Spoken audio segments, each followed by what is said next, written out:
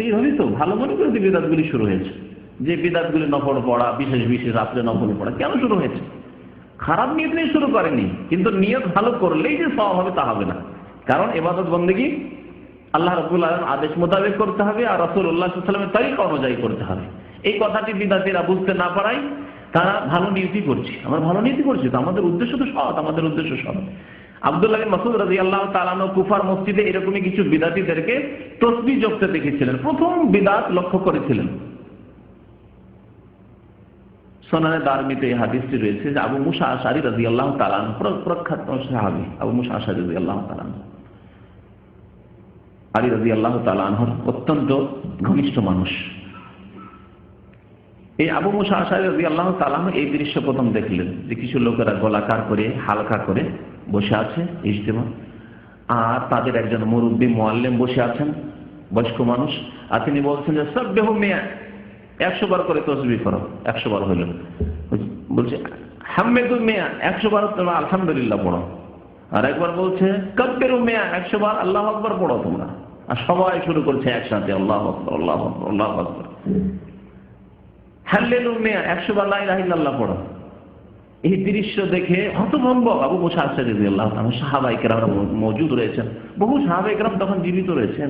আর কি নতুন কাজ আমরা জানতে পারলাম না, আজ পর্যন্ত নবী করিম সাল্লাল্লাহু আলাইহি ওয়াসাল্লামের সাথেও জানতে পারলাম না। 4 খলিফা চলে গেলেন, খলিফা রাশিদিনের জামানায় কোনো কারই শুনলাম। এই কেমন কথাবার্তা, এই কেমন ইবাদত হইল? জি,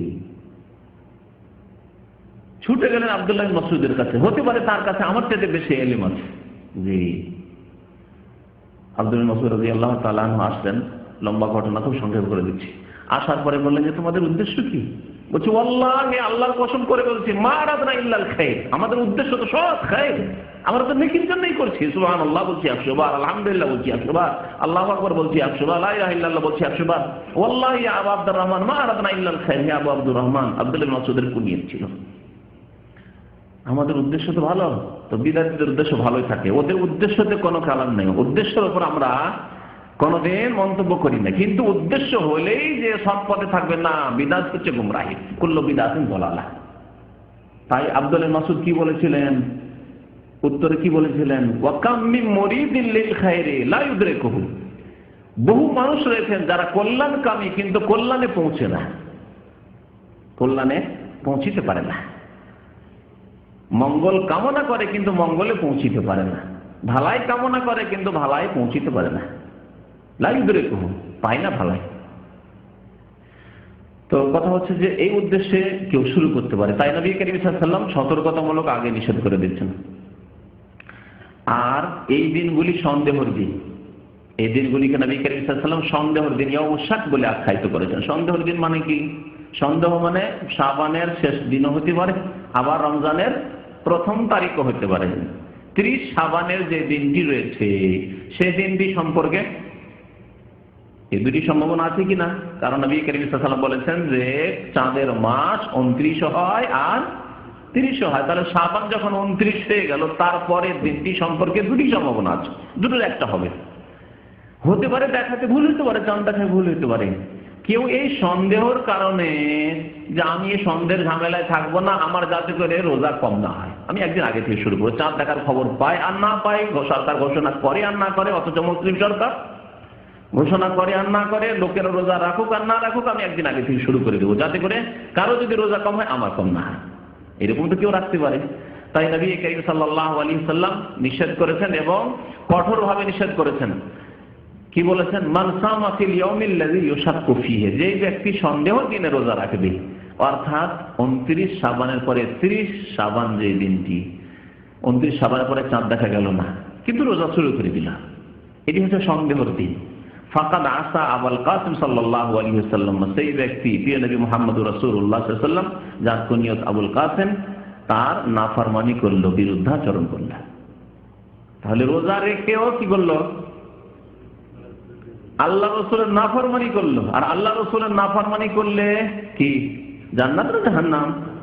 ওয়া মান ইউশাকিকির রাসূল, আল্লাহ কোরআনে ইরশাদ করেছেন যে ব্যক্তি রাসূলের বিরুদ্ধাচরণ করবে, মিন বা'দি মা তাবায়্যানা লাহুল হুদা, তার রাস্তা স্পষ্ট হওয়ার পরে, মানে কোরআন নাযিল হওয়ার পরেও, নবী সাল্লাল্লাহু আলাইহি ওয়াসাল্লামের হাদিস আমাদের মাঝে থাকার পরে, ঘরে থাকার পরেও, সমাজে থাকার পরেও, ইসলামিক লাইব্রেরিতে কিতাব থাকার পরেও, নিজের ভাষা জানার সুবিধা থাকার পরেও, মিন বাদ মা তাবায়্যানা লাহুল হুদা ওয়া ইয়াত্তাবি গায়রা সাবিলিল মুমিনিন, এবং মুমিনদের রাস্তা ছাড়া অন্য পথ অবলম্বন করলো, অর্থাৎ সাহাবায়ে কেরাম। মুমিন মানে এখানে কিয়ামত পর্যন্ত ফাসিক মুমিন, বিদআতি মুমিন, মুসলিম তারা নয়, মানে এখানে মুমিন বলে আখ্যায়িত করা হয়েছে কোরআন নাযিল হওয়ার যুগের মুমিন। তারা কারা? সাহাবায়ে কেরাম। তাহলে আদর্শ মানুষ আমাদের সাহাবায়ে কেরাম, আদর্শ মানুষ আমাদের নবী করিম সাল্লাল্লাহু আলাইহি ওয়াসাল্লামের পরে সাহাবায়ে কেরামের দল। তাদের কথা আল্লাহ কোরআনে এখানে বলেছেন, ওয়ায়াত্তাবি গায়রা সাবিলিল মুমিন, মুমিনদের রাস্তা ছাড়া যদি অন্য পথে চলে, তাহলে কোন পথে চলতে হবে? মুমিনের রাস্তায় চলতে হবে, সাহাবায়ে কেরামদের রাস্তায় চলতে হবে। আর অন্য পথে যদি কেউ চলে, শাস্তি আল্লাহ বলছেন, নু আল্লিহি মা তাওয়াল্লাহ, যে যেদিকে যেতে চাইবে আমি তাদেরকে ছেড়ে দেবো, স্বাধীনতা দিয়েছি আমি। ওয়া নুসলিহি জাহান্নামে, এবং তাদেরকে প্রবিষ্ট করবো জাহান্নামে। তাহলে বুঝা গেল যে নবী করিম সাল্লাল্লাহু আলাইহি ওয়াসাল্লাম যদি কেউ নাফরমানি করে, যদি সাহাবায়ে কেরামদের পথ ছাড়া অন্য কোনো পথে চলে, সাহাবায়ে কেরামের যেসব কর্ম আমল করেননি, দিন ধর্ম মনে করে, নেকি মনে করে, সেসব কাজ যদি করে, তো নুসলিহি জাহান্নাম, জাহান্নামের পথ, ও সাআত মাসিরা, এবং তার পরিণাম খুব খারাপ, আল্লাহ বলছেন। তাহলে সন্দেহের দিনে রোজা রাখা যাবে না।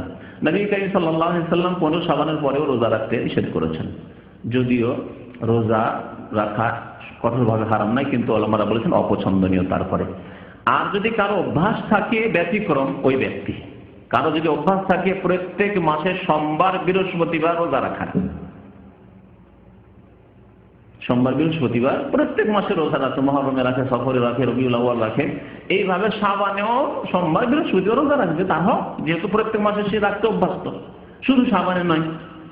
তাহলে এই শাবান মাসের শেষ দিন 30 তারিখ বা 29 তারিখ যদি সোমবার হয়, যদি বৃহস্পতিবার হয়, তো সেই ব্যক্তি রোজা রাখতে পারবে না? পারবে না? পারবে। ইল্লা ইয়াকুনা সামাহু, এর আগে সে রোজা রাখতো, তাহলে সে রোজা রাখবে। ব্যতিক্রম, তাকে ছাড় দেওয়া হয়েছে ওই ব্যক্তিকে, যে ব্যক্তি এর আগে ওইভাবে রোজা রাখে, তারা রোজা রাখবে। আর যারা অন্য মাসে এরকম নফল রোজা রাখতো না, আর হঠাৎ করে শাবান মাসের শেষ তারিখে সোমবার পড়েছে, বা 29 তারিখে 30 তারিখে সোমবার অথবা বৃহস্পতিবার হয়েছে, আর সে রোজা রেখেছে, না, রোজা রাখবে না, নিষেধ করেছেন নবী করিম সাল্লাল্লাহু আলাইহি ওয়াসাল্লাম। তারপরে আসি এই রমজান মাস সম্পর্কে আলোচনায়। রমজান মাসে আমাদের করণীয় কি? রমজান মাসের ফজিলত বাকি, বহু ফজিলতের হাদিস রয়েছে রোজা এবং রমজান সম্পর্কে। রমজানের ফজিলত সম্পর্কে মহান আল্লাহ রাব্বুল আলামিন সূরা বাকারায় একটি আয়াতে সেদিকে ইঙ্গিত করেছেন, শাহরু রমাদান আল্লাযী উনজিলা ফীহিল কুরআন। রমজান এমন একটি মাস যেই মাসে আল কোরআন আল্লাহ নাযিল করেছেন। উনজিলা ফীহিল কুরআন, কোরআন নাযিল করা হয়েছে। সাধারণ মানুষ যদি এই আয়াতের অনুবাদ পড়ে, কোরআন নাযিল হয়েছে, জানলাম যে কোরআন নাযিল হওয়ার সময়কাল, কোরআন নাযিল আরম্ভ হয়েছে বা প্রথমবার কোরআন নাযিল হয়েছে, একটি ব্যাখ্যা। আর একটি ব্যাখ্যা হচ্ছে যে লৌহে মাহফুজ থেকে প্রথম আকাশে পুরা কোরআনকে এই রমজান মাসে নাযিল করে দেওয়া হয়েছে। তারপরে জিবরাইল আলাইহিস সালামকে দায়িত্ব দেওয়া হয়েছে, যখন যখন প্রয়োজন হবে, যখন যখন আল্লাহর আদেশ হবে যে অমুক অমুক সূরা, অমুক অমুক আয়াত আমার প্রিয় নবী মুহাম্মদ রাসূলুল্লাহ সাল্লাল্লাহু আলাইহি ওয়াসাল্লামের কাছে ওহী করো, নিয়ে যাও, তখন তিনি নিয়ে আসবেন। তা রমজান মাসে কোরআন নাযিল হয়েছে, এর থেকে কি বা বুঝলাম? যদি সাধারণভাবে বুঝেন, কিন্তু একটু গভীরে গিয়ে বুঝতে হবে যে কোরআন নাযিল হওয়ার পরে পৃথিবীর কি পরিবর্তন এসেছে। এইরকম বিপ্লব পৃথিবীর কোনো ইতিহাসে আসেনি, আর কোনো মানুষ দিয়েও আসেনি। কোনো মানুষ দিয়ে এরকম বিপ্লব আসেনি, এবং কোনো ইতিহাসও আসেনি, কোনো দেশেও এরকম বিপ্লব আসেনি যেই বিপ্লব এসেছে প্রিয় নবী মুহাম্মদ রাসূলুল্লাহ সাল্লাল্লাহু আলাইহি সাল্লামের প্রতি আল কোরআনুল কারীম নাযিল হওয়ার পরে। এবং সার্বিক ক্ষেত্রে বিপ্লব, কিছু বিপ্লব হয় কি বিশেষ বিশেষ ক্ষেত্রের বিপ্লব, যেমন রাজনৈতিক বিপ্লব। এক দল হুকুমত করতো, রাজত্ব করতো, সেই থেকে উল্টে পাল্টে দিয়ে অন্য কোনো দল চলে আসে, এটা হচ্ছে রাজনৈতিক বিপ্লব। অর্থনৈতিক বিপ্লব, যে অর্থনৈতিক যে সিস্টেম ছিল, সুদী সিস্টেম ছিল, সেটাকে একবারে ধ্বংস করে দিয়ে বিনা সুদী নিয়ম কানুন শুরু হলো, তাহলে এগুলো হচ্ছে অর্থনৈতিক বিপ্লব। সামাজিক বিপ্লব, সমাজের অবস্থা এক রকমের ছিল, আরেক রকমের, হঠাৎ করে একবারে অন্যদিকে চলতে শুরু হলো সমাজ, তাহলে হচ্ছে সামাজিক বিপ্লব। ব্যক্তি জীবনের বিপ্লব, একজন মানুষ একেবারে খারাপ লোক ছিল, বেনামাজি, ফাসিক, জুয়া খেলতো, শরাব পান করতো, ইত্যাদি ইত্যাদি, তাহলে ব্যক্তি জীবনে তার হঠাৎ করে বিপ্লব, মাশাআল্লাহ দাড়ি ছেড়ে দিয়েছে, মাশাআল্লাহ তাজ শুরু করেছে, মাশাআল্লাহ 5 ওয়াক্ত ফজর নামাজে